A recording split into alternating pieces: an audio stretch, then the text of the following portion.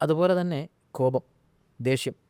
ഈ തിരക്ക് പിടിച്ച ജീവിതത്തിനിടയിൽ ആങ്കർ മാനേജ്മെൻറ്റ് എത്രമാത്രം ഫലപ്രദമായി നടപ്പാക്കാൻ എന്നുള്ളതിനെ പറ്റി കുറച്ച് വിശദമായിട്ട് നമുക്ക് സംസാരിക്കാം.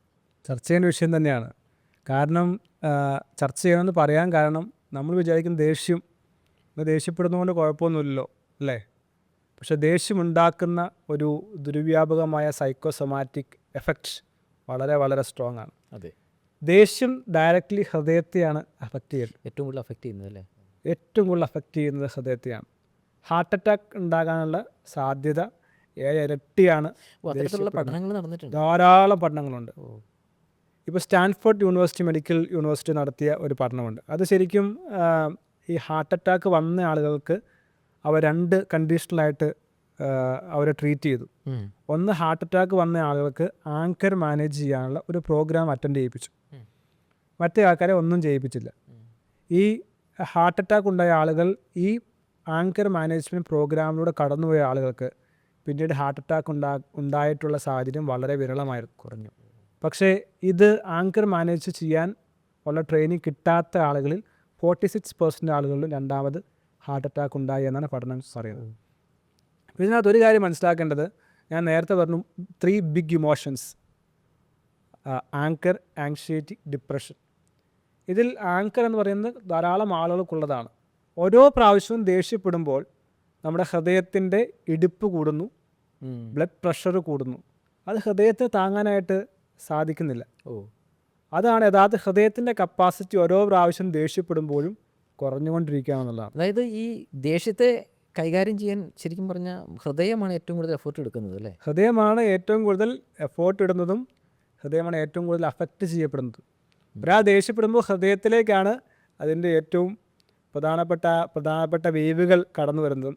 അത് ഹൃദയത്തിന് ശക്തി ഇല്ലെങ്കിൽ വളരെ ബുദ്ധിമുട്ടാവില്ലേ? ഹൃദയത്തിന് ശക്തിയുള്ള നമുക്ക് ജീവിക്കാനായിട്ട് സഹായിക്കുന്നത് തന്നെ. നമ്മുടെ ബ്ലഡ് സർക്കുലേറ്റ് ചെയ്യപ്പെടാൻ കാർഡിയോ വാസ്കുലർ സിസ്റ്റം ഫങ്ഷൻ ചെയ്യണമെങ്കിൽ ഹൃദയത്തിന് ഇടിപ്പ് വളരെ ആവശ്യമാണ്. ഇതിനകത്ത് ഒരു കാര്യം മനസ്സിലാക്കേണ്ടത്, ഈ വികാരങ്ങൾ എപ്പോഴും നമ്മുടെ ഇമ്മ്യൂൺ സിസ്റ്റവുമായി ബന്ധപ്പെട്ടുള്ളതാണ്. ഇതിനെ അലോസ്റ്റാറ്റിക് ലോഡ് എന്ന് പറയും. എന്നുവെച്ചാൽ ഇമ്മ്യൂൺ സിസ്റ്റത്തെ വിയർ ആൻഡ് ടിയർ ചെയ്യിക്കാനായിട്ട് ഇടയാക്കുന്ന ഒരു കാര്യമാണ് ഈ പറയുന്ന ഇമോഷൻസ്. ഈ ഇമ്മ്യൂൺ സിസ്റ്റത്തെ മാനേജ് ചെയ്യാനായിട്ട് നമ്മെ സഹായിക്കുന്നതാണ്, അല്ലെങ്കിൽ നമ്മെ ഹെൽപ്പ് ചെയ്യുന്ന ഒന്നാണ് ഈ പറയുന്ന വികാരങ്ങളെ കൺട്രോൾ ചെയ്യുക എന്നുള്ളത്. നാം ദേഷ്യപ്പെടുമ്പോൾ, അല്ലെങ്കിൽ ഡിപ്രസ്ഡ് ആകുമ്പോൾ, സാഡ്നെസ് ആകുമ്പോൾ, ആങ്സൈറ്റി ആകുമ്പോൾ നമ്മുടെ ഇമ്മ്യൂൺ സിസ്റ്റം വീക്കാകുകയാണ്, അല്ലെങ്കിൽ വിയർ ആൻഡ് ടിയർ തേഞ്ഞ് തീർന്നുകൊണ്ടിരിക്കുകയാണ്. ദേഷ്യപ്പെടുമ്പോൾ ഹൃദയം തേഞ്ഞ് തീരുകയാണ്. ഈ ദേഷ്യപ്പെടുമ്പോൾ ഹൃദയത്തിൻ്റെ ശക്തി കുറയുകയാണ്. ഇപ്പോൾ നമുക്ക് ഇപ്പോൾ ഓക്സ്ഫോർഡിലൊക്കെ യൂണിവേഴ്സിറ്റിയിലെ അല്ലെങ്കിൽ മെഡിക്കൽ സയൻസിലെ ഡോക്ടേഴ്സ് ചില എക്സാമ്പിൾസൊക്കെ പറയാറുണ്ട്.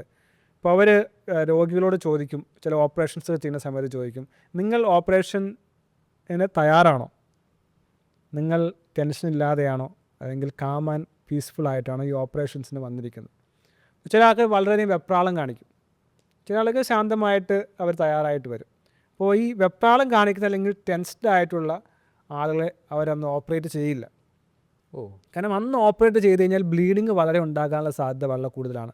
അതുവഴി മരണം ഉണ്ടാകാനുള്ള സാധ്യതയും കൂടുതലാണ്. കാരണം ടെൻഷൻ കൂടുമ്പോൾ, അല്ലെങ്കിൽ ആങ്സൈറ്റി കൂടുമ്പോൾ ബ്ലഡ് കൂടുതൽ സർക്കുലേറ്റ് ചെയ്യപ്പെടുകയും ബ്ലഡ് പ്രഷർ കൂടുകയും അല്ലെങ്കിൽ ഹൃദയമിടിപ്പ് കൂടുകയും ചെയ്യുന്ന വഴി ബ്ലീഡിങ് ഉണ്ടാകാനുള്ള സാധ്യത വളരെ കൂടുതലാണ്. പിന്നെ അത് വൂണ്ട് ഹീൽ ചെയ്യാനുള്ള സാധ്യത വളരെ കുറവാണ്. അപ്പം ഇങ്ങനെയുള്ള സാഹചര്യങ്ങളെല്ലാം ഞാൻ പറഞ്ഞ ഇമ്മ്യൂൺ സിസ്റ്റത്തെയാണ് നേരിട്ട്, അല്ലെങ്കിൽ അലോസ്റ്റാറ്റിക് ലോഡ് കൂടുകയും അല്ലെങ്കിൽ ആ വിയർ ആൻഡ് ടിയർ കൂടുകയും ചെയ്യുന്ന വഴി ഹൃദയത്തെയാണ് നമ്മൾ അഫക്റ്റ് ചെയ്യുന്നത്. അപ്പോൾ ദേഷ്യമാണ് ഏറ്റവും കൂടുതൽ ഹൃദയത്തെ അഫക്റ്റ് ചെയ്യുന്നത്. ഇപ്പോൾ ദേഷ്യമുള്ളവർ ഹാർട്ട് അറ്റാക്ക് ഉണ്ടാകാനുള്ള സാധ്യത കൂടുതലാണ്. മാത്രമല്ല രണ്ടാമത് ഹാർട്ട് അറ്റാക്ക് ഉണ്ടാകാനുള്ള സാധ്യത വളരെ കൂടുതലാണ്. അപ്പോൾ ഈ പഠനങ്ങളെല്ലാം, ഇപ്പോൾ യൂണിവേഴ്സിറ്റി ഓഫ് ഡ്യൂക്ക് അല്ലെങ്കിൽ യൂണിവേഴ്സിറ്റി ഓഫ് നോർത്തേൺ കരോലിന, ഇവരെല്ലാം ധാരാളം പഠനം നടത്തിയതിൽ 7 മുതൽ 10% വരെ സാധ്യത ഇരട്ടിയാണ് ഈ ഹൃദയത്തിൻ്റെ ആരോഗ്യത്തെ ബാധിക്കുന്ന ഈ ദേഷ്യം എന്ന് പറയുന്നത്. ഓരോ പ്രാവശ്യവും ദേഷ്യപ്പെടുമ്പോൾ നാം ചിന്തിക്കുക, എൻ്റെ ഹൃദയത്തെയാണ് ഞാൻ തകർത്തുകൊണ്ടിരിക്കുന്നത്, എൻ്റെ ശരീരത്തെയാണ് ഞാൻ തകർത്തുകൊണ്ടിരിക്കുന്നത്. ഞാൻ മരണത്തിലേക്ക് പതിയെ നടക്കുകയോ ഓടുകയോ ചെയ്യുകയാണ് ഓരോ പ്രാവശ്യവും ദേഷ്യം കൂടുന്നത്. അപ്പോൾ ഞാൻ ആദ്യം പറഞ്ഞു, ഈ സ്റ്റാൻഫോർഡ് മെഡിക്കൽ സർവകലാശാലയിൽ ഹൃദയാഘാതമുണ്ടായ ആളുകൾക്ക് ഒരു പ്രോഗ്രാം കൊടുത്തു. ആ പ്രോഗ്രാം ആങ്കർ മാനേജ് ചെയ്യാൻ, ദേഷ്യത്തെ മാനേജ് ചെയ്യാനുള്ള പ്രോഗ്രാമായിരുന്നു. ആ പ്രോഗ്രാം കഴിഞ്ഞപ്പോൾ അദ്ദേഹത്തിന് ആ വ്യക്തികളുടെ പിന്നീട് ഹാർട്ട് അറ്റാക്ക് ഉണ്ടാകാനുള്ള സാധ്യത വളരെയധികം കുറയുകയും ഉണ്ടാകാതിരിക്കുകയും ചെയ്തു. അപ്പോൾ ഞാനിത് സ്റ്റാൻഫോർഡിലെ കാര്യം മാത്രമല്ല, എനിക്ക് വ്യക്തിപരമായി അറിയാവുന്ന പല ആളുകളുമുണ്ട്. അവരിൽ പലർക്കും വളരെ സ്ട്രോങ് ആയിട്ടുള്ള ഇൻ്റർവെൻഷൻസിലൂടെ അവരുടെ ആരോഗ്യത്തെ മെച്ചപ്പെടുത്തുവാൻ നമുക്ക് സാധിച്ചു എന്നാണ് ആങ്കർ മാനേജ്മെൻറ്റ് കോഴ്സ്. പലരും പറയും എനിക്ക് ദേഷ്യത്തെ അടക്കാൻ സാധിക്കുന്നില്ല, ദേഷ്യം വന്നു കഴിയുമ്പോൾ പാത്രം വലിച്ചെറിയുക, അല്ലെങ്കിൽ മൊബൈൽ അടിച്ചു പൊട്ടിക്കുക, ഗ്ലാസ് അടിച്ചു പൊട്ടിക്കുക, ഭാര്യയും ഭർത്താവിനെയും മക്കളെയും തല്ലുക, ഇതെല്ലാം ചെയ്യുന്ന ആളുകളുണ്ട്. പക്ഷേ ഒരു പീരീഡ് ഓഫ് ടൈമിലെ മൈൻഡ്ഫുള്ളായ ഇൻ്റർവെൻഷൻസിലൂടെ നമുക്ക് ദേഷ്യത്തെ മാറ്റുവാൻ സാധിക്കും. അതായത് ഒരു ദേഷ്യം വരിക എന്ന് പറയുന്നത് വളരെ പെട്ടെന്നായിരിക്കും വരുന്നത്. ഇപ്പോൾ നമുക്ക് പോലും ചിന്തിക്കാൻ കഴിയുന്നതിന് മുമ്പ് തന്നെ ദേഷ്യം വരും. അപ്പോൾ ആ സമയത്ത് നമുക്കതിനെ നിയന്ത്രിക്കാൻ കഴിയില്ലല്ലോ. അപ്പോൾ അവിടെയാണ് ഈ പറയുന്ന ശാസ്ത്രീയമായ സമീപനം നാം സ്വീകരിക്കുന്നതും ഈ മെഡിക്കൽ സയൻസിൽ അവരും സ്വീകരിച്ച അതേ സമീപനം തന്നെയായിരുന്നു. ഇപ്പോൾ പറഞ്ഞു ദേഷ്യം വരുമ്പോൾ പെട്ടെന്ന് വരികയാണ്, എനിക്കത് മനസ്സിലാക്കാൻ സാധിക്കുന്നതിന് മുമ്പ് ഞാൻ ആക്ട് ചെയ്ത് പോവുകയാണ്, ഞാൻ വാക്ക് പറഞ്ഞ് പുറത്തെൻ്റെ വായിൽ നിന്ന് പോകുന്നു, അല്ലെങ്കിൽ ആക്ഷൻസ് ഉണ്ടായി പോകുന്നു. പക്ഷേ ഈ കുറേ മൈൻഡ്ഫുൾനെസ് അല്ലെങ്കിൽ കൊഗ്നിറ്റീവ് CBT പോലുള്ള ചില ചെറുതും വലുതുമായ തെറാപ്പി ആളുകൾക്കനുസരിച്ച് കൊടുത്തു കഴിയുമ്പോൾ അവർക്ക് മനസ്സിലാക്കാൻ സാധിക്കും ഞാൻ ദേഷ്യപ്പെടാനായിട്ട് പോവുകയാണ് അല്ലേ. അത് തിരിച്ചറിയുമ്പോൾ ആൾക്ക് ട്യൂൺ ചെയ്യാൻ സാധിക്കും. ഞാൻ ദേഷ്യപ്പെടാനുള്ള സാധ്യത വന്നിരിക്കുന്നു, ഞാൻ ദേഷ്യപ്പെടാനുള്ള സാധ്യതയുണ്ട്, ദേഷ്യപ്പെട്ടത് ഇങ്ങനെയെല്ലാം ഉണ്ടാകാൻ സാധ്യതയുണ്ട്. അല്ലാതെ ഒരിക്കലും ദേഷ്യം നമുക്ക് ഒഴിവാക്കാൻ സാധിക്കില്ല. ദേഷ്യം എന്ന് പറയുന്നത് നല്ലൊരു വികാരം തന്നെയാണ്. പണ്ടങ്ങ് പറയുന്നത് മോഡറേറ്റ് ആയിട്ടുള്ള ദേഷ്യം എപ്പോഴും നല്ലത് തന്നെ, അതുകൊണ്ട് യാതൊരു വിധത്തിലുള്ള ദോഷവുമില്ല. പക്ഷേ ഈ ദേഷ്യം പുറത്ത് നമുക്ക് കൺട്രോൾ ചെയ്യാൻ കഴിയാതെ ഔട്ട് ബേസ്റ്റ് ആകുകയും അത് മറ്റുള്ളവർക്ക് ദോഷമാകുകയും അതുവഴി ബന്ധങ്ങൾ തകരുകയും മാത്രമല്ല, ദേഷ്യം വരുമ്പോൾ രണ്ട് വിധത്തിൽ സംഭവിക്കുന്നത്. ഒന്ന്, മറ്റേയാൾക്കും പ്രശ്നം ഉണ്ടാകുന്നു, സ്വന്തമായിട്ടും പ്രശ്നം ഉണ്ടാകും അല്ലേ. അപ്പോൾ അതുകൊണ്ട് ഇതൊരു ആങ്കർ എന്ന് പറയുന്നത് വളരെ ഡിഫിക്കൽട്ടായിട്ടുള്ളൊരു ഇമോഷൻ തന്നെയാണ്. അത് മരണത്തിലേക്ക് നമ്മെ പതിയെ പതിയെ നയിക്കുന്ന ഒരു കാര്യം. പലരും ചോദിക്കും ഹാർട്ട് അറ്റാക്ക് ഉണ്ടാകുന്ന എല്ലാവർക്കും ദേഷ്യമുണ്ടോ എന്ന്. ഇവിടെ ഞാൻ എക്സെപ്ഷൻ പറയുകയാണ്. ഹാർട്ട് അറ്റാക്ക് ഉണ്ടാകുന്ന എല്ലാവരും ദേഷ്യം കൊണ്ടല്ല ഹാർട്ട് അറ്റാക്ക് ഉണ്ടാകുന്നത്, പല പല കാരണങ്ങളുണ്ട്. പക്ഷേ നിങ്ങൾക്ക് ദേഷ്യമുണ്ടെങ്കിൽ ഹാർട്ട് അറ്റാക്ക് ഉണ്ടാകാനുള്ള സാധ്യത വളരെ കൂടുതലാണ്. ഒന്ന് ആലോചിച്ച് നോക്കൂ. ഇപ്പോൾ ഹാർട്ട് അറ്റാക്ക് എന്ന് പറയുന്നത് വളരെ കോമൺ ആയിട്ടുള്ള കാര്യം തന്നെയാണ്. കുറേ അധികം ആളുകൾ അതിൽ ദേഷ്യമുള്ള ആളുകളാണ്. കാരണം പല ആളുകളും വിളിക്കുമ്പോൾ നമുക്കറിയാം ദേഷ്യം നിയന്ത്രിക്കാൻ സാധിക്കുന്നില്ല, ഇമോഷൻസ് നിയന്ത്രിക്കാൻ സാധിക്കുന്നില്ല, ആഗ്രഹമുണ്ട് എന്നെല്ലാം പറയുന്നുണ്ട്. നിങ്ങൾ ഹൃദയാഘാതമായി ഹോസ്പിറ്റലിൽ ചെന്ന് കഴിഞ്ഞാൽ എന്തൊക്കെയാണ് സംഭവിക്കുന്നത്? നിങ്ങളുടെ സമയം കുറേ പോകുന്നു, നിങ്ങളുടെ പണം കുറേ നഷ്ടപ്പെടുന്നു, നിങ്ങളുടെ ബന്ധുക്കളും മിത്രാദികളും എല്ലാം ദുഃഖിക്കുന്നു, വിഷമിക്കുന്നു, മനസ്സ് തളർന്നു പോകുന്നു. ഓരോ പ്രാവശ്യം ഹാർട്ട് അറ്റാക്ക് ഉണ്ടായാൽ പിന്നെ ഉണ്ടാകാനുള്ള സാധ്യത വളരെ കൂടുതലാകുന്നു. ആത്മവിശ്വാസം പിന്നീട് അതിനെ പേടിച്ച് ജീവിക്കേണ്ടതായിട്ട് വരുന്നു. അപ്പോൾ ഇതിനെല്ലാം പരിഹാരമായി ദിവസവും അതല്ലെങ്കിൽ ആഴ്ച 2-3 ദിവസമോ 15 മിനിറ്റ് 20 മിനിറ്റ് ഒന്ന് ഇൻവെസ്റ്റ് ചെയ്ത് കഴിഞ്ഞാൽ അത് ഹൃദയത്തിൻ്റെ ആരോഗ്യത്തെ മാത്രമല്ല ഇമോഷൻസിനെ മൊത്തം നിയന്ത്രിക്കാനായിട്ട് നമുക്ക് കഴിയുന്നുണ്ടെങ്കിൽ എത്രമാത്രം മനോഹരമായിരിക്കും ജീവിതം. ഇമോഷൻസ് നിയന്ത്രിക്കാൻ സാധിക്കും തീർച്ചയായിട്ടും. അത് ആങ്കർ മാത്രമല്ല, സ്ട്രെസ്സ് മാത്രമല്ല, ആങ്സൈറ്റി മാത്രമല്ല, ഈവൻ സെക്ഷൽ ഡ്രൈവ് മാത്രമല്ല. ഇപ്പോൾ ചില ആൾക്കാർ പറയും എനിക്ക് പോൺസ് കാണണം, പോൺ കണ്ടേ പറ്റത്തുള്ളൂ, എനിക്ക് സെക്സ് ചെയ്യാൻ വളരെയധികം ഇമ്പൾസീവായിട്ട് വരുന്നു, അതല്ലെങ്കിൽ എനിക്ക് പണത്തോട് വളരെ ഗ്രീഡുണ്ട്, അല്ലെങ്കിൽ ദേഷ്യം നിയന്ത്രിക്കാൻ സാധിക്കുന്നില്ല, അസൂയ ഭയങ്കരമാണ്. ഇതെല്ലാം ഇമോഷനുമായി ബന്ധപ്പെട്ട കാര്യം. പക്ഷേ ഏത് ഇമോഷൻസിനെയും നമുക്ക് നമ്മുടെ കയ്യിൽ കൊണ്ടുവരുവാൻ സാധിക്കും. ഇത് ഇൻറ്റേർണൽ ലോക്കസ് ഓഫ് കൺട്രോൾ എന്നും സയൻസിൽ പറയാറുണ്ട്.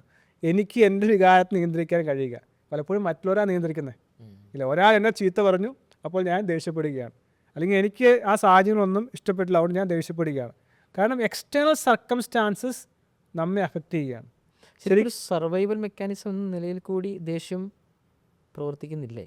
അതാണ് ഞാൻ ആദ്യം പറഞ്ഞത്. മോഡറേറ്റ് ആയിട്ടുള്ള ദേഷ്യം നല്ലത് തന്നെയാണ്. ഇപ്പോൾ കുഞ്ഞ് അനുസരിക്കുന്നില്ല, അല്ലെങ്കിൽ കുട്ടികൾ സ്റ്റുഡൻസ് നമ്മൾ പറയുന്ന അനുസരിച്ച് കാര്യങ്ങൾ ചെയ്യുന്നില്ല, വേണമെങ്കിൽ മൈൻഡ് ചെയ്യാതെ ഇഗ്നോർ ചെയ്ത് പോവാം.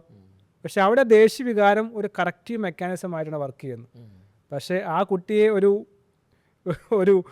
കല്ലെടുത്തിടുകയോ അതല്ലെങ്കിൽ കർണത്തടിച്ച് പൊളിക്കുകയോ ചെയ്യുന്നത് ദാറ്റ് ഈസ് ബിയോണ്ട് അവർ ഇമോഷണൽ കൺട്രോൾ. ഇതിനകത്ത് ഇമോഷൻസിനെ കുറിച്ച് ഈ ഫിലോസഫേഴ്സ് എല്ലാം പലരും പറയുന്നുണ്ട്, ഒരു മുള്ളിലേക്ക് ഇടുക്കുക അല്ലേ, മുള്ളിലേക്ക് ഇടിച്ച് എന്ത് പറ്റും? നമ്മുടെ കൈ തകർന്നു പോകും, നമ്മുടെ കൈ ചതഞ്ഞു പോകും. എപ്പോഴും അത് തന്നെയാണ് സംഭവിക്കുന്നത്. ദേഷ്യം വന്നു കഴിയുമ്പോൾ നമുക്ക് തന്നെയാണ് അധികം എഫക്റ്റ് ഉണ്ടാകുന്നത്. അപ്പോൾ നാം ഒരാൾ ദേഷ്യപ്പെട്ട് കഴിഞ്ഞാൽ അയാൾ നന്നാവാൻ സാധ്യതയുണ്ടോ? വളരെ ദേഷ്യപ്പെട്ട് കഴിഞ്ഞാൽ ആ ബന്ധം തകരാനുള്ള സാധ്യതയുള്ളൂ, അയാൾ നമ്മൾ ശത്രു ആകാനുള്ള സാധ്യതയുള്ളൂ. അല്ലെങ്കിൽ ചിലപ്പോൾ അയാൾ ദേഷ്യം തിരിച്ച് ദേഷ്യപ്പെടുകയും അയാൾ നമ്മൾ മുറിവേൽപ്പിക്കുകയും ചിലപ്പോൾ ശാരീരികമായി അദ്ദേഹം നമ്മെ ഉപദ്രവിക്കുകയും ചെയ്യാനുള്ള സാധ്യതയുള്ളൂ. ഇതെല്ലാം കഴിഞ്ഞിട്ട് എന്താ സംഭവിക്കുന്നത്? ഹൃദയത്തിൻ്റെ ആരോഗ്യം നഷ്ടപ്പെടുന്നു. ഹൃദയത്തിൻ്റെ ആരോഗ്യം മാത്രമല്ല, കാർഡിയോവാസ്കുലർ ഡിസീസ് മാത്രമല്ല, ഹൃദയത്തിനെ ഏറ്റവും മേജറായി ബാധിക്കുന്നത്. പക്ഷേ ഇത് ഇമ്മ്യൂൺ സിസ്റ്റത്തെ വളരെയധികം ബാധിക്കും. ഞാൻ പറഞ്ഞ അലോസ്റ്റാറ്റിക് ലോഡ് നമ്മുടെ ശരീരത്തിൻ്റെ ഹൃദയത്തെ ഉൾപ്പെടെ പല ശരീരത്തിൻ്റെ അവയവങ്ങളെയും ഇത് തീരാൻ വീർ ചെയ്യിപ്പിക്കുന്നു.